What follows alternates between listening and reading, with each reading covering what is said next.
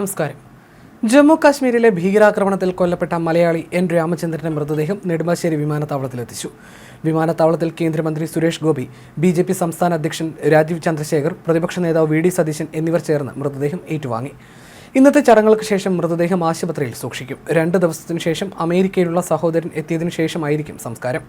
മുംബൈ വഴിയാണ് മൃതദേഹം കൊച്ചിയിലെത്തിച്ചത്. മൃതദേഹം റിനെ മെഡ്സിറ്റിയിലേക്ക് മാറ്റും. വെള്ളിയാഴ്ച രാവിലെ ഇവിടെ നിന്ന് മൃതദേഹം എടുത്ത് ഇടപ്പള്ളി ചങ്ങമ്പുഴ പാർക്കിൽ പൊതുദർശനത്തിന് വെക്കും. ശേഷം വീട്ടിലേക്ക് കൊണ്ടുപോകും. വെള്ളിയാഴ്ച ഉച്ചയോടെയാണ് സംസ്കാരം. മഹാരാഷ്ട്ര സ്വദേശികളായ അതുൽ മേനെ, ഹേമന്ത് ജോഷി, സഞ്ജയ് ലേലെ എന്നിവരുടെ മൃതദേഹം ഡോംബിവലിയിലും എത്തിച്ചു. ഇന്നലെയാണ് കശ്മീരിലെ പഹൽഗാമിലുണ്ടായ ഭീകരാക്രമണത്തിൽ ഇവർ 4 പേരും കൊല്ലപ്പെട്ടത്.